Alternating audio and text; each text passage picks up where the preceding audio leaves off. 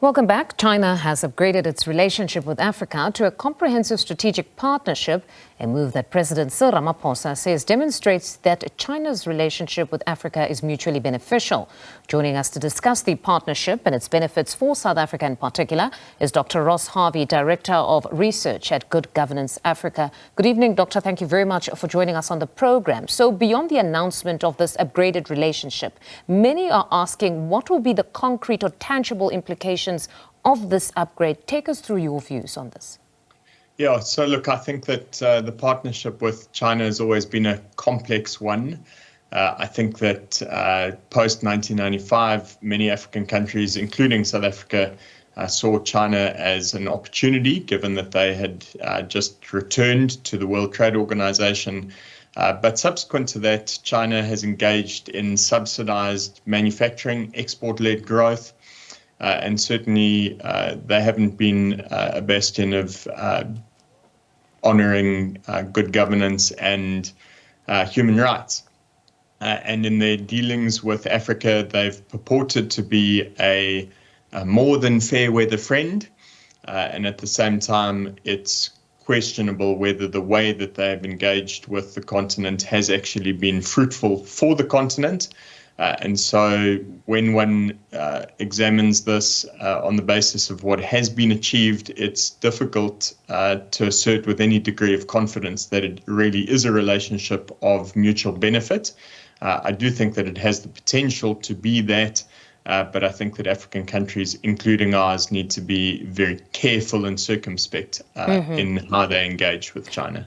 Our president was quizzed on specifically that, whether this relationship will be mutually beneficial or will look to address the skewed trade relationship in favor of China. He was emphatic and said, indeed, this time around, it will be mutually beneficial and there is an appetite to address the skewed trade relations.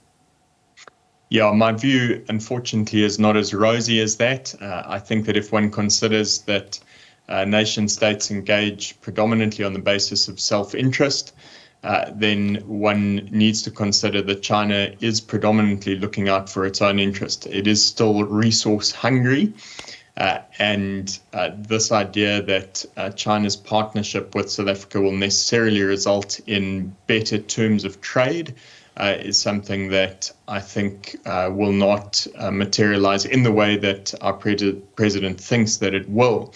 In other words, I don't think that adding value downstream to our raw materials is the thing that is going to change the nature of the relationship or improve our terms of trade.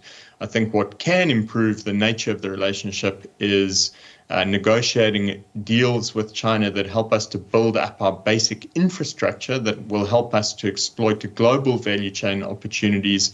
And we need to be sensible about that. We cannot blindly or optimistically think that China is somehow in this for charity. They're not.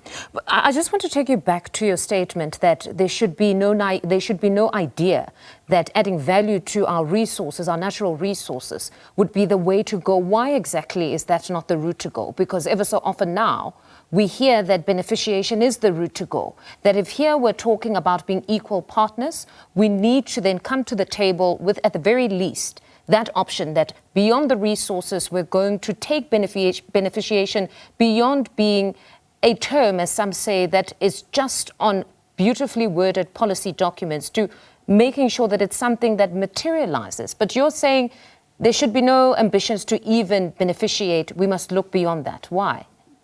No, so sorry, just to be clear, what I am saying is that beneficiation in and of itself is not likely to be the solve-all to our problems. And now that is precisely because downstream beneficiation requires infrastructure, it requires functioning ports, it requires us to eradicate the extortion mafia, both in terms of construction and extortion at the mine gates. It also requires that we would have reliable and affordable energy, which we don't have. So we need to invest in creating the initial conditions for investment.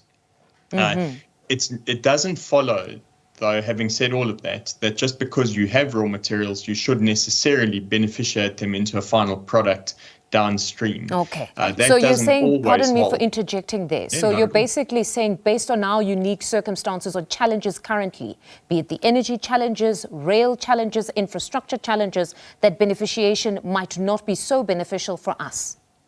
Yeah, that's exactly what I'm saying. One needs to have a slightly more complex view on the economy and look for upstream manufacturing opportunities, especially in the realm of raw materials. One also needs to consider that by investing in generally investment attractive infrastructure, one can create side stream opportunities as well to put all your eggs in the basket of the hope of beneficiation downstream is not likely to yield the kind of promise that we hope. And there is a reason we've been talking about this for 20 years and it hasn't happened. And that is because it's actually incredibly difficult to make it happen unless you have the right initial conditions in place. And China itself has subsidized manufacturing at home to the point where it's crowded out opportunities for many African nations, and our labor is actually overly expensive and we don't have the necessary infrastructure to make beneficiation globally competitive. It's not currently our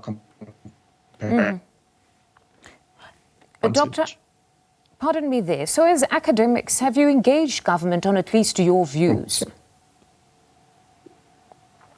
Doctor, I don't know if you can still hear me.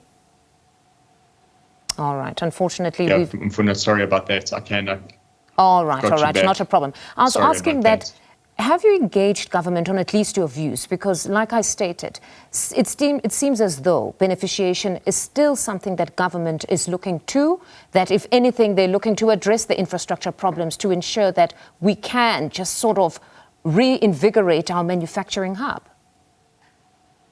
Yeah, look, I think that reinvigorating manufacturing is a really good idea, and I do commend our government for its efforts towards that end.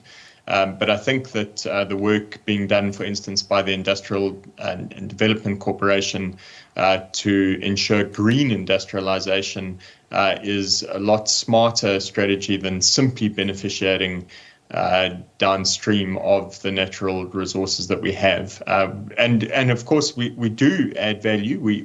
We produce catalytic converters, for instance. That's a form of beneficiating platinum. And that's the kind of thing that does make strategic sense. But to go head to head with China on any final product is probably not a sensible idea. And like I say, we really need to invest in ensuring investment attractive infrastructure and building up a labor force that is globally competitive. Now, Doctor, we appreciate that upgrading relations typically involves more than just economic deals. It often includes increased diplomatic engagement and cooperation on international platforms. Should we expect that even here with this upgrade that we've been speaking of? Yes, I think that diplomatically we are likely to see increased engagement with China. It is a concern for me, especially given that in our newly formed Grand Coalition, or Government of National Unity, if you like, that international relations are going to be a likely sticking point. And how we engage both with China and especially Russia, given their alliance, is something that is going to be domestically difficult, even as we have this apparent opportunity. I think that the nature of the relationship will change, but I think that it's likely to bring to fore some of those tension points within the GNU.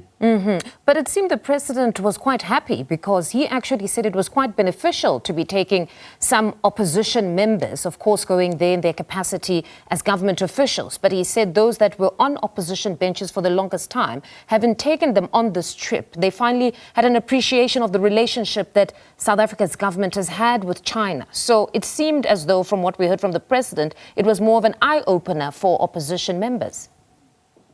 To not be overly political, but I think you'll find that the president is a smart strategist.